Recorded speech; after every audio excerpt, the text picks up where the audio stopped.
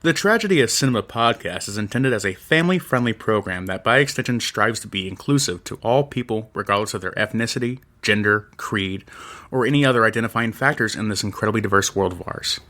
With that said, some of the films we discuss may contain serious subject matters or have content considered morally objectionable by today's standards. We do not intend to condone or dismiss these aspects of these films, but our primary focus will be on what we believe the film succeeds at, some fun facts, and our personal enjoyment factors of each film. With that said, we hope you enjoy the show.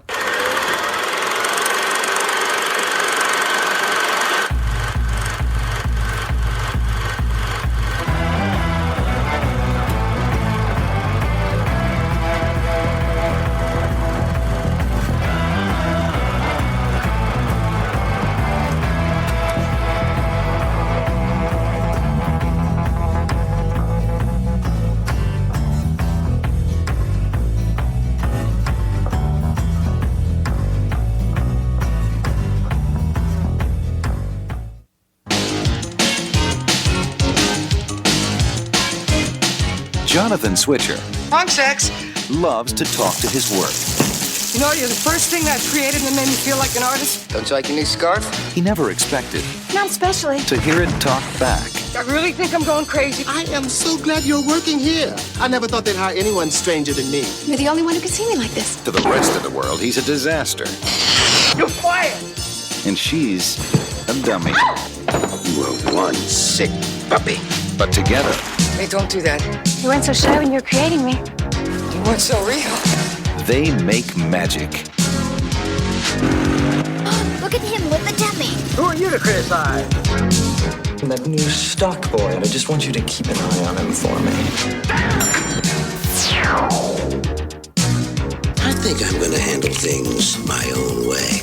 All the girl mannequins disappeared from the windows last night. Film at 11. Yes, my dear, your favorite. She is gone too. Get him! Mine's bigger than yours is! Go get him! You're magic.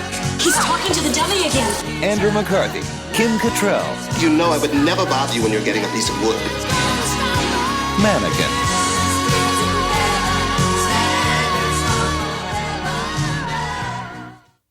Hi guys, welcome back to the Tragedy of Cinema podcast. I'm your host Jimbo. And I'm your co-host, Kyle. Kyle, today we will be talking about the movie Mannequin, which was a special request by one of our listeners, Jason B007. Jason B007. So Jason had left a review after we had done Weekend at Bernie's and said he enjoyed our review of that. So he said now we have to do Mannequin or Mannequin 2 on the Move. So I thought I'd put you through the torture of doing both of them eventually, but I think it's time to do Mannequin, Kyle. Oh. But before we get started, Oh, no. I want to remind everybody that, yes, in case you haven't heard, on October 28th at the Boone County Distillery and Jail in Lebanon, Indiana, you can join Kyle, myself, and ADZ for a Tragedy of Cinema Halloween party. It's going to be a blast. Yes, that's starting at 5 o'clock p.m. to about 8 o'clock. We're going to be passing out candy to the kids. We're going to be in full costume, so please dress up. It's like a costume party. And then about between 8 and 8:30, we're going to do like a little live show, and we're going to give out some prizes and stuff like that. And then at 8:30, we're topping the night off with the showing of the original Night of the Living Dead. That is correct. So come out and join Jackie and her friends from the jail and distillery and the Tragedy of Cinema podcast. We will be having, I don't know, popcorn. We got cotton candy maker somebody's bringing, drinks, tons of candy. So hopefully you guys can come join us. Unfortunately, it's probably going to be limited to 40 people. But the best part about this event is it's absolutely free. All we ask is that you go onto our Facebook page, and there is a section that ADZ has posted about Eventbrite, or you can go on Eventbrite and look for it, search for us, and just make sure you reserve your spot. So right now we can fit 40 people in there legally, and if we have to, if it's so overwhelming that we need to open up the other side and show a second showing, we can. We just need to get a total count of who's coming. So. Yeah, we want to get it clear. Like the actual fans who are coming in, they're also be open to the public too, so we can have people there for coming over the weekend, having fun, doing that kind of stuff too. So it'll probably be a full house regardless. But like we want to make sure we get our listeners in specifically for the movie and our event. And not only that, but since it is a costume party, Kyle said he wasn't going to dress up, and I said, "Whoa, Kyle, that's not how this is going to go." I can do some dress up. No. So what I have proposed is that yes, on our Facebook page, I will be posting a poll to see what you want Kyle to dress up as for this Halloween costume party, and he's kind of nervous about the choices I'm going to put because he doesn't even know the choices I'm going to put on there yet. So this is going to be exciting. It'll be fun. And maybe we can get Kyle to shave his eyebrows if enough people show up and we sell out. Fester would be like a top choice. There you go. Go as Uncle Fester and I'll have ADZ come as Wednesday. I did shave my eyebrows once when I was like 14 and did not. I regretted it. Being 14 is tough, y'all. Being 14 with shaved eyebrows, tougher. So be on the lookout on the Facebook post because I definitely want to see what we want to see. And we will be taking pictures and posting them on the Facebook. So maybe even a live video as we go throughout the night. So stay tuned for that. So Kyle, before we get started on Mannequin, I do have a question for you. I have answers for you. Kyle, if you were to set up a mannequin display in the front of, let's say, downtown Indianapolis and like Macy's, we'll say downtown, or in Circle Center Mall on the corner of Nordstrom's or whatever. Yeah. What would be your setup as your decoratory celebration of your window? Decoratory celebration of my window? I have no idea, Jim. I don't know. That just came to me. I thought you were just going, what would be your mannequin lately? And it's just 5 Mila Jovoviches. Because of course, that's exactly what I would do. But no, I have not the faintest clue. It'd be a 50s diner setup. I don't know, just random stuff like that. Jimbo, what would be your display for a window? I'd probably do something space themed, like have like an Apollo shuttle thing, and have like a cord, attached to like one of the astronauts. Yeah, and then the other astronaut freaking out in the side, like. Because he's disconnected from the hose or whatever. So. I don't even know. I bet there's like a huge knowledge base and actually that goes into the window shopping and window display. Yeah, there's like probably a huge culture of the window shopping marketing kind of side of things. Where actually, like, I bet it's incredibly complex actually when you get down to it and be incredibly fascinating if you came to it. But actually, I have no idea where to even start. It would just be a table. Yeah. With a laptop and me and you sitting there.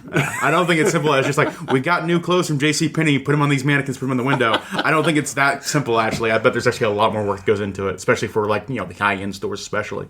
So. Well, both of my kids worked at JCPenney, and they did have to set up some of the mannequins in JCPenney. They said they go to the room, there's all kinds of parts and stuff. You have to take off their arms and...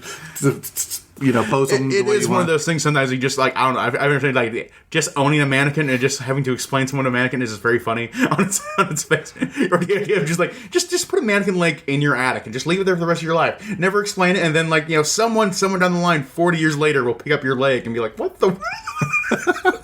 It's endless comedy potential right there. Well, it's like you see those people that buy a skeleton and put it like they're remodeling and they put a skeleton in the wall or something. So if somebody comes through and knocks it down years later, they're like, you'll find random notes or someone's wall 50 years later. You got to do it. It's too funny not to. All right, Kyle, let's go and jump into this mannequin that was requested by Jason B. All right, we'll jump right into it, Jimbo. We have the film Mannequin, released on February 13th of 1987. So it was a Valentine's Day date movie. Oh, you're right. That definitely was the intention going on here. Yeah. Quick little jump into what the explanation of the film. A young artist searching for his vocation makes a mannequin so perfect he falls in love with it. Finding the mannequin in the store window, he gets a job there, and his creation comes to life. Literally, it literally comes to life as a physical woman.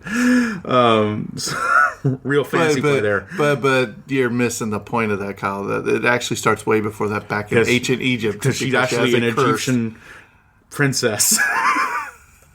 It's also a white lady, which is just like, okay. As Egyptian princesses definitely were. Directed by Michael Gottlieb. I'm going to say Gottlieb. That's what I'm going to say. I'm going to say Michael Gottlieb. Yeah. Written by Edward Rugoff and Michael Gottlieb again. Produced by Art Levinson. Ooh, Art Levinson. I believe he's produced a lot of films, actually. Composer was Sylvester Levay. Cinematographer was Tim Serherstedt. I'm just going to say Serherstedt. And cast director was Marcy Leroff. Budget for the film was $6 million. Adjusted for inflation, that'd be about $16.2 million. So actually pretty, I think that's even modest for the era, actually. $6 million, especially for a movie that, I think it it was filmed in Pennsylvania, but it looks like they're kind of going for a Chicago vibe. I think they're kind of going for New York, yeah. Yeah, somewhere like it's big city stuff, regardless. Yeah, so that's pretty modest overall. Opening weekend, actually, it only made $6.6 million and $6,001,208. So it just barely, peaked over the budget for the film itself. So it would have been kind of maybe a little bit worrying for the people that actually produced the film overall that it wouldn't make its money back with marketing budgets and all that kind of stuff too. But it came out at the end to $42.7 million gross in America and the worldwide. So that made I'm sure a fair profit back in the day. Just for inflation, $42.7 million would be inflated up to $115.5 million today. So yeah, very, very healthy return on investment for people who made this film back in '87. So it's good for them on there. Moving on to some of the awards of the films right here. We have an Academy Award nomination for Best Original Song and Music for the song Nothing's Gonna Stop Us Now. Which until watching this movie, I had no idea. Well, until actually coming out to the podcast, I had no idea this song actually came from this movie at all. I thought it was locked in my mind as it's a generic 80s song that was very popular for that era. Which is true also, but I didn't realize it actually came from this movie. So that's something I kind of give it to a bright spot of this film overall. It came out one of the, best 80s bops of the time, basically. Then we have the 1988 Fantasporto Awards, where it was nominated for Best Film, and it won Best Screenplay, which just, wow. Kyle. I'm coming in a little bit more on the lower side of this film than Jimbo is, certainly, so we'll get to that when we get to our final thoughts of the film. Next up, we have the 1988 Golden Globes Award, where it was nominated for Best Original Song for, once again, Nothing's Gonna Stop Us Now. And once again, also for the 1988 Grammy Awards, where it was once again nominated for Best Song Written specifically for a motion picture or television. And in 1987, it won Best Actor to Andrew McCarthy for the Fanta Festival. That's right. Best Direction for Michael Gottlieb, and Best Film for Michael Gottlieb. This film has a very positive recognition for it. Good for them. Technical details. This film has a runtime of just 90 minutes, or just an hour and a half. A very modest runtime there. I respect that too. This film knew what it was going for, and kind of like a short and done kind of thing. Really appreciate that sometimes. There's not enough of the 90-minute movies. I feel like every movie now has to be 3 hours long or something. 2 hours and 40 minutes. 2 hours and 45 minutes. Yeah, something crazy like that. Sometimes a good 90-minute movie actually is pretty great.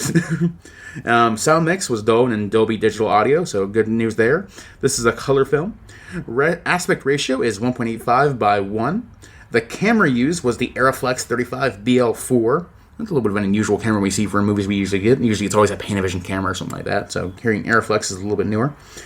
And that comes up for the technical details there.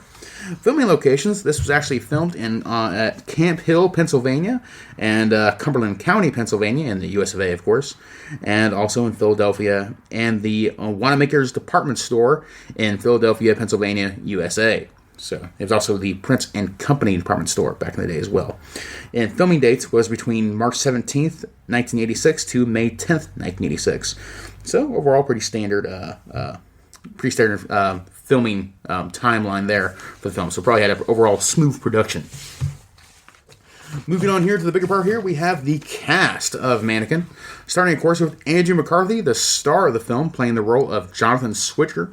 Andrew McCarthy was also, of course, in the movie Pretty in Pink in 1986 and St. Elmo's Fire in 1985. And Weekend at Bernie's. Weekend at Bernie's, yes, Jim. I'm remiss not to mention the legendary film Weekend at Bernie's 1 and 2. I wanted to make sure duology. wanted to make sure that we threw that in there since you love them so much. And he was also, and I believe it was like 4 seasons of the Orange is the New Black show, the Netflix show from 2013 to 2017, around there. Actually, I don't remember how many episodes he was in there for the show, but it was a few, if I remember correctly. Next up, we have Kim Cattrall playing the role of Emmy. Emmy. I'm sorry, E-M-M-Y, Emmy. Kim Cattrall was also in the show Sex and the City from 1998 to 2004, and also in the film Sex and the City 2 in 2010. She was also in the film Porky's in 1981 and the film Police Academy in 1984. I don't know if she was in any of the sequels of Police Academy, but I wouldn't be surprised if that was the case. Next up, we have Estelle Getty playing the role of Claire Temkin. Estelle Getty was probably easily the most remembered for her roles in the Golden Girls from 1985 to 1992. And she was also in the film Stop, or My Mom Will Shoot with Sylvester Stallone. I didn't mark down the year there, but the movie came out, but I believe it was in the 80s as well. What a film. What a film. Next up, we have James Spader playing the role of Richards. James Spader was, of course, he's probably easily most recognizable known for his role in as the main character in the show The Blacklist from 2013 to ongoing in 2023. Actually, I don't know if the show ends this year or if it's going for more seasons, but I know it's still ongoing up to this year in 2023. 10 seasons. Incredible run for any television show. He was also in the Stargate movie in 1994, and he was in the show Boston Legal in 2004-2008. That was that guy from Star Trek. What's his name? Original Captain Kirk. What was his original name? William Shatner from 2004-2008. Thanks, Jimbo, for all your help there. Yeah, I mean, if you leave you talking long enough, you'll eventually come around to that. It takes a while sometimes. And next up, J.W. Bailey plays the role of Felix. J.W. Bailey was also in the films Police Academy and all the way to Police Academy 7. I think it was Mission on Moscow was the last one. That is G.W. Bailey, not J.W. Bailey. I did say J.W. Bailey. G.W. Bailey, my apologies, playing the role of Felix, and he, like I say, he was in all 7 of the Police Academy movies, I believe, from 1984 to 1994 there, so huge run there. And you remember who he played, right? Wasn't he the... wasn't he a Commandant Lassard? Commandant Lassard. Yeah, Captain Lassard. Yeah, good for him. I never actually watched the Police Academy movies. Or was he Commander Lassard and then the sidekick was Commandant? I don't remember. It's been a minute. Like I said, we might have to cover Police Academy now, Kyle. No. No, don't say no. The public demands it. I think I might dethrone Weekend at Bernie's as the worst movies you ever saw. Like, I bet Police Academy does not hold up at all. Almost certainly. Next up, we have the film. He was also in the film Short Circuit in 1986. Moving on, we have Carol Davis playing the role of Roxy. Carol Davis was also in the show Sex and the City from 1998 to 2004. And she was also in the film The Rapture in 1991 and The Shrimp on the Barbie in 1990. Shrimp on the Barbie. Was that a prequel to the Barbie movie, The Shrimp on the Barbie? She played the shrimp. I have no idea. Next up, we have Steve Vinovich playing the character of Beiji Wirt. Steve Vinovich was also in the film The Godfather of Harlem in 2019, so just recently, and Shirley in 2020, so still ongoing actor today, it looks like. So cool for him there. Then moving on to the cast here, we have finally, I'm going to cover the whole cast here because it's a huge list of people that were extras in the mall and all kind of stuff, the department store anyways. So the final tale is Meshach Taylor playing the role of Hollywood. Meshach Taylor was also in the show Designing Women in 1986 to 1993, and he was in the film Mannequin 2 On the Move in 1991, so the sequel to Mannequin, Mannequin 2. And he plays the role of Hollywood, the flamboyant African-American the flamboyant best friend of Andrew McCarthy's character, Jonathan. Switcher. So, yeah. That's one way to describe it, I guess. But anyways, that's the cast of Mannequin. Jimbo, take it from me. Let's get some cool. Are you sure? Trivia You're doing such a good job. It's like a train crash. You can't look away or stop to listen. It's like you can't land the airplane, Kyle. You're up in the air and just can't find the landing. Exactly. I got to crash the airplane. It's more fun that way. There's not a lot of trivia on this movie. So basically, to give a full rundown of the movie in a condensed version, was it Egyptian? Egyptian? That's I think it's implied. Or Egyptian. Aztec or something? Yeah. Basically, she's By the way, no excuse for a white woman to be there. basically was it her mom trying to get her to go into a coffin and be embalmed? No. She was trying to get her set up to marry a dung salesman, a guy who sells camel dung as a fuel salesman. Right, but remember, she kept coming out of the. Was she going to put her? She in was that? hiding in the temple as a mummy. Oh, that's what she was. And then I guess she made. I missed the part where she whatever made any magical deal where she became a mannequin in the future. I don't know how that translated to the future, but regardless, at some point I guess she made some kind of deal or magical entombment to maybe like her spirit would be transferred to a man that she loved throughout time, and so like 2,000 some odd years later she found Jonathan Switcher, and I was like, I want to marry the mannequin man. So basically, to present day, where we find Jonathan Switcher, where he is he likes creating mannequins. He's really into his work. He believes himself an artist, makes mannequins, and and he has a job, and it's hard to, you know what I mean. Basically, he leaves one department store or he gets fired from one department store, and he goes to this other department store, and he's in the overnight area, and this mannequin comes to life on him, and he's shocked, and she's like, "You created me," and then come to find out that he's the only one that can see her. Yeah, which is really funny. When anyone else see her, they just see a regular mannequin, but when he looks at her, he sees an incredibly beautiful woman. And there's a part of this film where he takes her into the bathroom, and all the employees are listening, and he's like, "Who is he talking to?" He's in there having a full conversation with this mannequin in the bathroom. But there's several times where a person will show up, like Hollywood or the guy that who's the GW the police officer. Felix. Yeah, Felix, the guardsman. And they would walk in, and they would just seem like dancing with a mannequin. It's kind of funny. Yeah. This has a lot of, I don't know, Kyle, if you ever remember back in the early 90s, I doubt you, maybe late 80s, there was a show, I believe it was on Nickelodeon, called Today's Special. Mm. And it was about it was part puppets, part human beings, and it was about a male mannequin, and if they put this certain hat on him when the lights turned off or whatever, it was like an old man's hat situation. Well, I mean, I don't remember. I just remember the hat. I think it was like a magic hat they put on him, and he would come to life at the end. They would have a bunch of little stories and all that. So, but basically, once he gets with this new mannequin, or the mannequin lady that comes to life, all of a sudden, all the displays that he puts up is bringing crowds and crowds and crowds into this department store, and they're breaking revenue. Where his old job and boss is like, "Look, what's happening?" And there is one of the funniest comments from the movie where he goes, "When do we open?" He's like, "We are open. We are open." There's nobody in the store. Yeah. Because basically all the businesses went to this other department store. And this guy tries to blackmail Switcher to come back to work for him by taking the mannequin, and they're going to destroy the mannequin in a meat grinder, if you will, trash disposal. So it's very, very fun movie to watch, but we'll get to that. So let's talk to some of the trivia. Mm-hmm. I mean, it's hard to give the plot when it's all over the place, really. It's simple and messy at the same time. Right. Yeah, because like it's a simple story of just like, oh, like the cliche of like, oh, they're closing down the amusement park, so we got to band the kids together. But in this case, the kid is Jonathan Switcher and a sentient mannequin lady, and right. they save the department universe by making nice display art. Right. So the director got the idea for this movie when he was walking by a store window and saw a mannequin move by itself.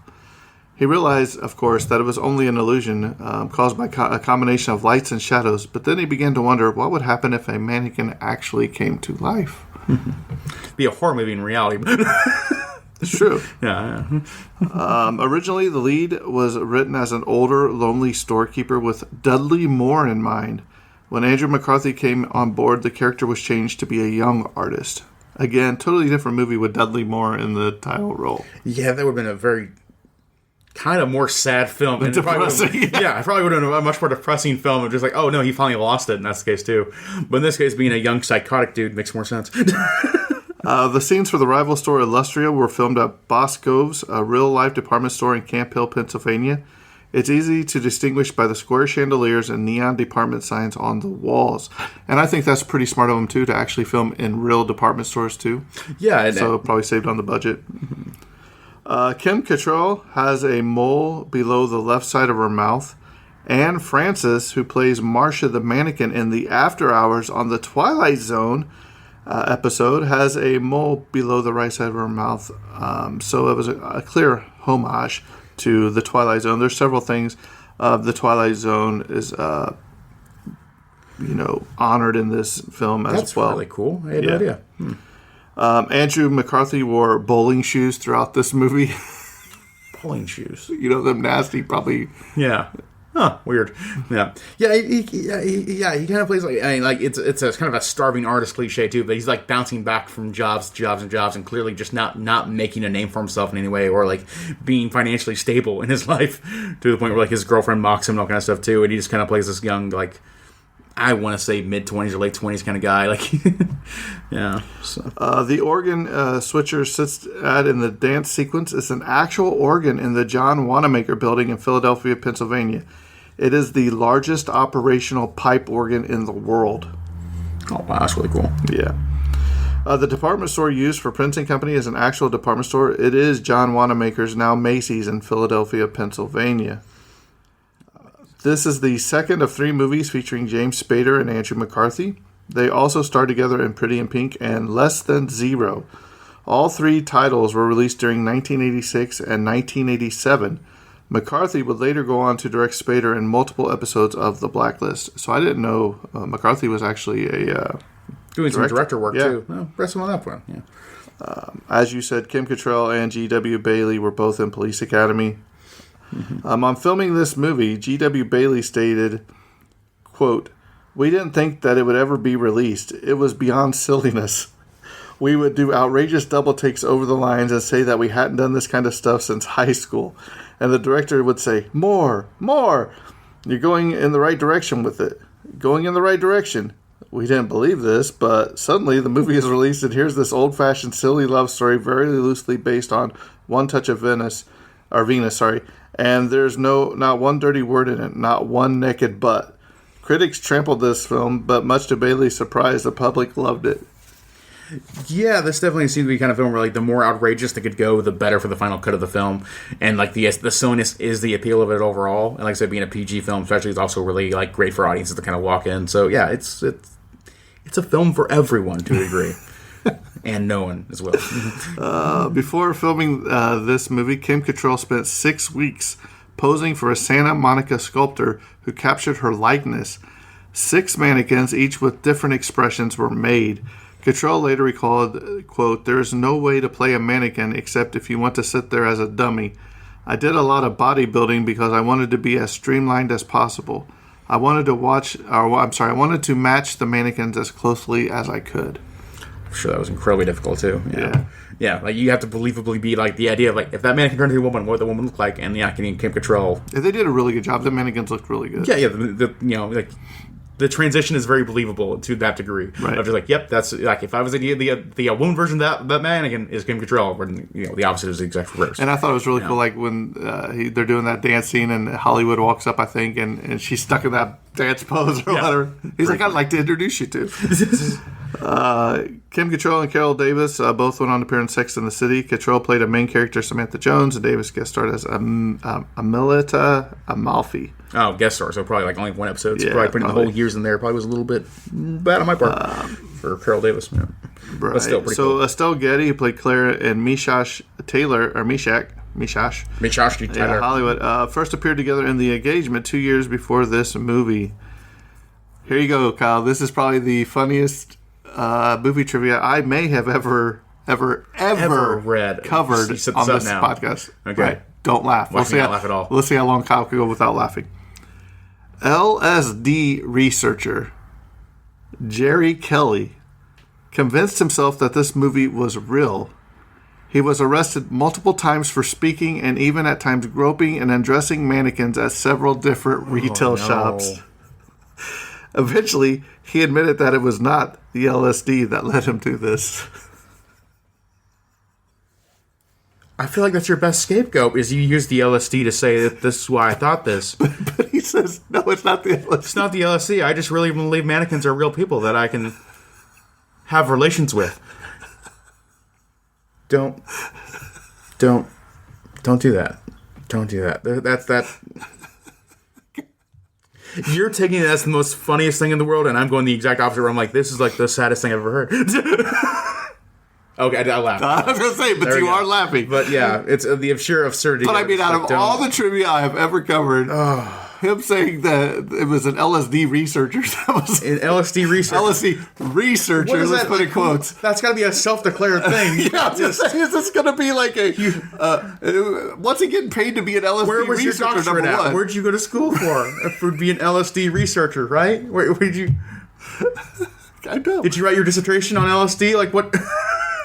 And if you're an LSD researcher, can you get in trouble with the cops for having LSD exactly, on you? Like, were you part of, like, those, like, terrible, like, military programs? Or what was the military? The LSD research? I forget.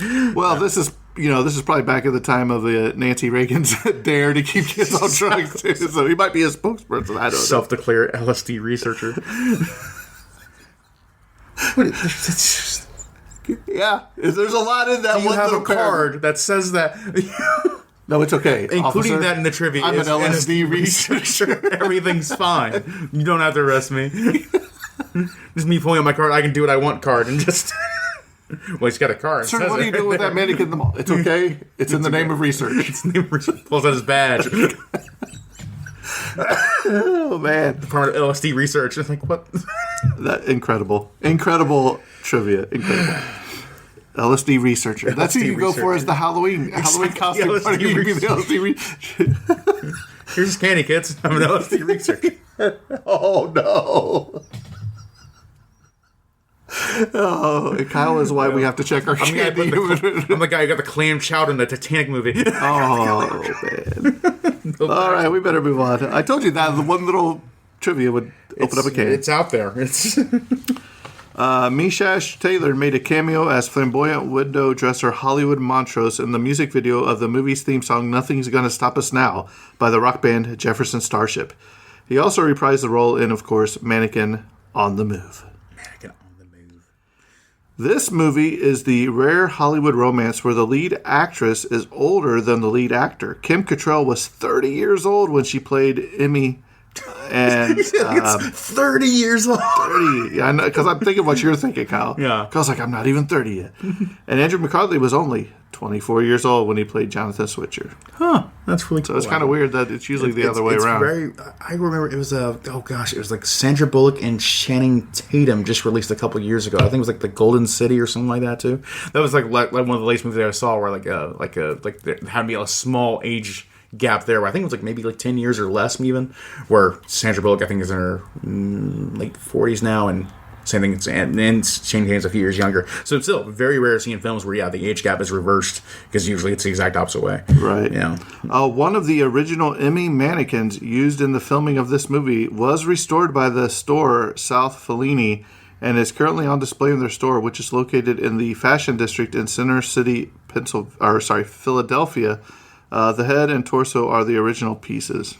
It's such an odd way to be kind of immortalized in some way. Road trip. You usually think about like a statue or something like that too, or a painting, but it's like a mannequin of you is such a very odd thing.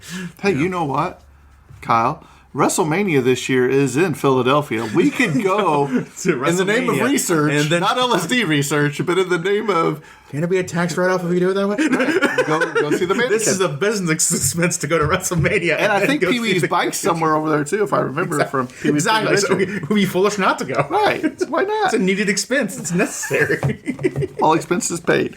Listen, IRS. Oh, man. Okay. Phil Rubenstein, the mannequin factory boss on the beginning of the movie, and Mishash Taylor, Hollywood, both appeared in episodes of The Golden Girls, where Estelle Getty was a main cast member. Rubenstein played an exterminator in the episode where the girls get mistakenly arrested for prostitution. And Taylor played the cop in the pilot that informs Blanche her fiancé has been arrested for being a bigamist. Oh my gosh. Yeah, so there's that. And last but not least, There are 3 references to the Twilight Zone, as I stated earlier. It's got a lot of throwbacks to the Twilight Zone. Jonathan asks himself, am I in the Twilight Zone or am I just nuts? In the after hours, the mannequins come to life in a department store after the store's closed after hours. And then Felix refers to Emmy as the dummy, which was the title of an episode in which a ventriloquist dummy comes to life. So, Kyle, there we have Mannequin. Go ahead and give me your thoughts, feelings, ratings on Mannequin. Gosh, Jimbo, this film is, I didn't think it was very good. Same time, though, it's not, like, incredibly bad either. And there's things I do like about it. Like, I do think they have a lot of fun in the mall, and it shows in the final work of the film. They clearly enjoyed making this film. They're, like, having that one song, Nothing's Gonna Stop Us Now, is a great 80s song. Definitely an iconic, track from the 80s, so I really appreciate it on that level. And overall, this film is fun, and that's exactly what I wanted to do. And it achieves that goal. This is a fun film, but I don't think it really holds up that well. I think the writing is kind of weak overall. The overall story premise is just male fantasy kind of BS and just kind of annoying, kind of old hat at this point. So it's just kind of boring on that level for me. So I don't think I really want to watch it again, but it's not like the ultimate waste of time for me either. So this is like a 5 out of 10 for me, maybe, or maybe a little bit less, but it's not like, yeah, it's disposable to me as an 80s film of just like, if you want to go through all the movies of 80s, Mannequin's not going to be the worst one in there, but it's certainly not going to be the best one either. It's just not memorable to me in any significant way. So overall, I feel kind of like down on the film, but it's not terrible. It's okay. So that's how I kind of feel about it overall. Jimbo, how do you feel about Mannequin? God, do you never just sit down to enjoy a movie? All the time. This was a great movie just to sit down and enjoy, to let your brain go numb and just enjoy a movie for once. For crying out loud, Kyle. You have to be so negative all the time. This was a fun movie. There's plenty of films that I love. I'm sure Jason 80s, would agree with me that this is a fun movie. I know Jason might be as old as I am, or he might be as young as you, but at least Jason's got the right idea of making you watch Mannequin. And now wait for Mannequin 2, because we are going to have to make you do that. But yes, I do like Andrew McCarthy. I've liked a lot of the movies he's been in. I liked a lot of the characters he's played. I liked Weekend at Bernie's. You didn't. I've liked him in a lot of stuff, and it's no different in this movie. But to me, he always plays the same character too, if that makes sense. He was typecast, yeah. Yes, definitely. Basically, for a lot of his roles. So I think Kim Cattrall did a fantastic job in this movie. Cinematography was great. And dude, G.W. Bailey, I mean, he's most famous for that Police Academy role. But he plays this security guard perfectly. And he has the 2 dogs, Rambo and Terminator, I think the 2 dogs' names are, once he gets fired from one to the other. It's silly, but not in a bad way. I agree with that, too. So, yeah, it's definitely a fun movie. Like, I think Taylor Character Hollywood kind of, like, I could see it as, like, progressive for the time, but now it kind of plays into a lot of, like, kind of the negative side of gay stereotypes, which I think, like, so it's, like, it's aged poorly, but also I bet for the time it was seen as progressive, just having a gay character at all be not portrayed in a negative light, because here he's Jonathan Switcher's friend in the film throughout the entire thing, and actually hugely supportive, even, like, holding back people that are stopping him from getting his Mannequin. Right, remember when he had the water hose at the end? Exactly. So, like, he's a mixed bag of history overall, where it's like, oh, these are negative stereotypes now, but back then this is actually incredibly progressive in their sense. Honestly, Hollywood might be one of the earliest depictions of actually positive recognition of a gay character that I can remember. Yeah, because he's not shown as a bad guy at all. He's just shown he's hilarious. He plays in the stereotypes and tropes, but he's not a bad person, and that's a very important distinction of this film. And those sunglasses he wore. Like him being gay is not being pictured as a bad thing. So that's incredibly impressive for an '80s film, especially. Right. So like that part, like it's something positive, but also like I said, he plays in those stereotypes of being incredibly effeminate, and that being a negative thing. So like it's a mixed bag right there, but overall, like I don't hate it. No, it was like I said, I think like Hollywood did a good job. I think I think the cast was almost perfectly on point. It's even James Spader, you don't really recognize him because it's one of his earlier roles. Yeah. Even now, I'm hopeful to see Hollywood and Mannequin too. That's one thing I'm hopeful. I wonder if the depiction's better or worse. I don't know, but I'm curious to see how that goes. Oh, so Kyle does want to watch the sequel now. I don't want to watch it, but I am curious on that level. Like, I don't think it's going to be a good movie. I think it'd probably be a worse movie, but we'll see how it goes. Sorry, Kyle. It could be better. It could be the Weekends at Bernie's 2 situation, where Weekends at Bernie 2, I think, is better than Weekends at Bernie 1, because it's still more silly and more dumb. Even though it's still a bad movie. So, yeah. For me, I'd probably give this a 7. It's above average, I think, for an 80s movie, but it's not, tier 1. I do enjoy it. It's been a lot of years since I watched this movie. It used to come on cable TV all the time, and it was actually kind of hard to find on digital without paying an arm and leg. I think I paid $15 for it. Same. It's one of those I've never ones. seen this movie on sale ever, and it wasn't just digital for us, so we couldn't get it for like $2 or $5. Yeah, so it was like, I bit the bullet and bought it. But I mean, I'm not sad I bought it because it's a fun movie. I laughed several times out loud. It's just very well done. To me, it's kind of like it's a radio movie of its time. It's neither like so good or so bad that it's worth turning off. Like if you leave it on a channel, like you just let it play in the radio kind of sense. Like it's a passive movie to kind of leave on and go through that entire decade. Where I feel like it's just like, it's a movie that happened, but there's nothing else to it. And I think because ADZ and I have done the episode After Hours on the Twilight Zone series. If you guys want to listen to those, that. It stood more out to me because we have covered an episode about that in After Hours where the mannequins came to life and all that, and I kind of seen the homage or whatever. Homage or a funnier idea of that kind of situation. Right, where they made it into because in After Hours, the mannequins would come to life after the store ends, but what that was is one mannequin got to leave the store for I think it was 30 days, then they had to come back, and then the next mannequin would get to go out and live in the world for 30 days and come back. But yeah, this was great, and then true love conquered all at the end. So they had a happy ending. Yeah, she's like, "Well, I'm over 500 years old, or just 5,000 years old, or something crazy like that." Yeah, right. So yes, definitely. Thanks, Jason, for the request. I think Kyle did enjoy it more than he thought he was going to enjoy. And probably after talking about the LSD researcher, he even liked it even more. So yeah, how do you put that on your resume? Exactly. Sir, why are you here for the show? Well-known LSD researcher. Don't Google me though. Don't Google LSD researcher known for groping mannequins and undressing them. I don't know. Well, if you want to follow us on the social medias, we are the Tragedy of Cinema podcast. On all those fun things. If you want to leave us a review, or if you want to request another one, let us know. We'll dive into anything. Be happy to cover it. Yeah. Right. So we got another request we're going to do here shortly. So it's be interesting. So with that being said, I think this episode's coming to a close, and that's a wrap. And cut.